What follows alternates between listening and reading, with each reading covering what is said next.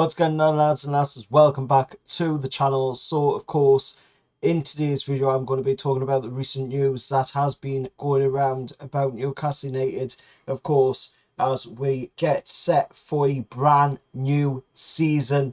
Of course, we've seen departures from the club in the past few days. Some that have been here for a very long time, and some that have only been here for a short period of time, but there is still a lot of heartfelt meaning to these players leaving the club. A lot of them that have done a lot behind the scenes, even though they haven't had much game time. Now some of them players of course are Paul Dummett, who has been at the club since the age of 3 years old. He has been here for a very long time, one of our own, a local lad, and of course he put out a very heartfelt goodbye speech to the Newcastle United fans, and it was very upsetting to read. To see that this lad has literally given his all for the club, and respect to, of course, all of the coaching staff, Eddie Howe, respect to Darren Eales as well, and the owners for coming out, and paying respect to these players, who have done a lot for this club. You would never seen that, in the previous regime. You would have never seen, the previous regime coming out and giving respect to these lads who have given everything for the shirt, even when they're not getting regular game time. They are giving everything for this club, and Paul Dummett was one of them players. So I send out my respect, and my well wishes to Paul Dummett. Hopefully he finds a fantastic club to go join. Another player that has given a lot for this club as well is MAGPIE. Of course, another very long servant for the club, been here for quite a few years as well, and given a lot for the club on and off the pitch, even when he's not getting regular time. So it's sad to see the likes of Paul Dummett go. It's sad to see the likes of MAGPIE go, and we're also seeing the departure as well of some youngsters. Today there's been news that there's quite a few youngsters being released from Newcastle United. 13 of the youth academy have been released, of course, and before that, we did hear that Cal Watts was one of the players that was released alongside Paul Dummett and MAGPIE. Also released alongside Dummett and Ritchie was, of course, Jeff Hendrick, whose contract was up and had expired. So he was, of course, released from the club.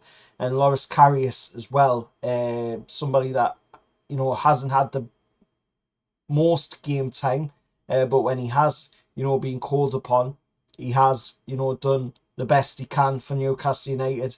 Of course, being called on in that Carabao Cup final against Man United, which, unfortunately the lad didn't have the best of games, and that wasn't his fault. It was purely down to a lot of factors that I've mentioned before on the channel quite a bit. And of course, he had a game against Arsenal as well, just gone in that season there that we've just come out of course, the 23-24 campaign. Some of the youngsters, of course, that have moved on today are, of course, there's quite a few youngsters moved on today. I'm just trying to get the list of the youngsters that have moved on today, and then I can, of course, run you through them.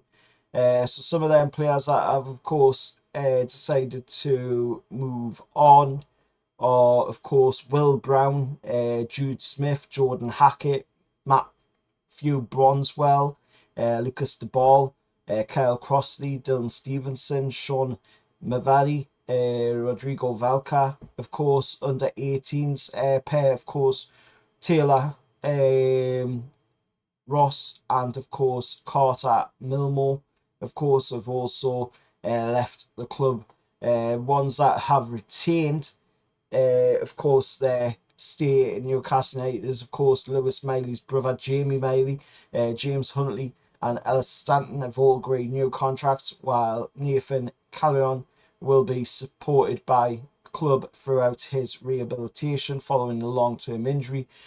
Also leaving the youth academy is, of course, Amadou Diallo and Michael Adewini, of course, who made their first team debuts last season and are among the 13 youngsters set for release this summer. So, not great, but it is, of course, allowing for us to be able to free up some room in the youth academy and allow for, of course, these new recruitments coming in, you know, the likes of Alfie Harrison, who's already in the youth setup, and other ones as well, like Cozy Dewberry, who has been linked with Newcastle United, and a lot of other youngsters as well, coming in, of course, allowing free room for them and come into the club as well. The under-18 squad have confirmed that, of course, first professional contracts for the club have been given to Adam Harrison, Aidan Harris, Johnny Emerson, Anthony Mudder, Scott Bailey, Sean Niven, Dylan Charlton, Rory Powell, Harry Powell, Josh Donaldson, Darren Palmer, and all in line to turn professional this summer. And of course, you know, that is great to see that we are looking towards the future as well as the first team as well. Talking about Bruno, of course, Bruno does have a release clause, but it is set during the period where, of course, a lot of clubs are going to have to sell players to make funds, and of course it's set between that June to the back end, of course, of June period, and you know, it's set during a pretty tough period for quite a few clubs who will find it hard to, you know, be able to fork up that 100 million release clause to get Bruno out of his contract at Newcastle United. And of course, the owners have come out and says that if nobody triggers that release clause, then Bruno is going absolutely nowhere.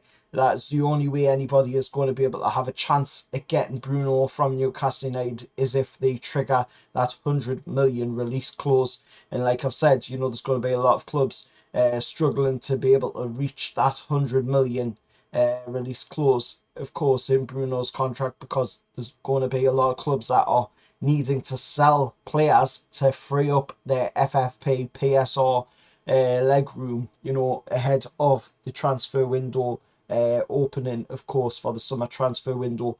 But of course, we've also seen recently as well that Newcastle United have opened the pop-up store just next door to, of course, the Strawberry, just across the street from, of course, St James's Park, whilst the main club store at the stadium, of course, is in the middle of being refurbished for the ADIDAS, of course, store to be put in to the stadium. But the pop-up store's up, it's there, it's available for people to go into now. At the moment, of course, is no kit in there. There's just hoodies with Newcastle United badges on, jackets with Magpies on, and just a whole bunch of, you know, regular Newcastle United clothing in there. There's baseball caps, there's an online store as well, just being set up by Newcastle United, where you can go on and you can buy baseball caps with Newcastle United on, and all the stuff that's in the pop-up store is available on there to buy as well.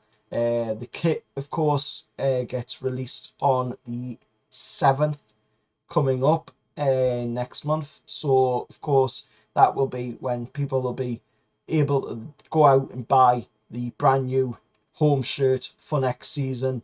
The start of the new era under Adidas, the return of Adidas to Newcastle United for the first time since before, you know, the old owner took over at the club and brought in Puma, of course. So it will be interesting to see what Adidas do with, of course, the kits going forward. But let us know your thoughts down in the comments below. You know, I don't want to make this video too long, just want to get my thoughts out across what's been happening with the club so far, and hopefully you have liked it. If you have, hit that like, hit that subscribe, share, of course, to your friends, family, whoever is Newcastle United fan. And I'll see you in the next one. Over the lads.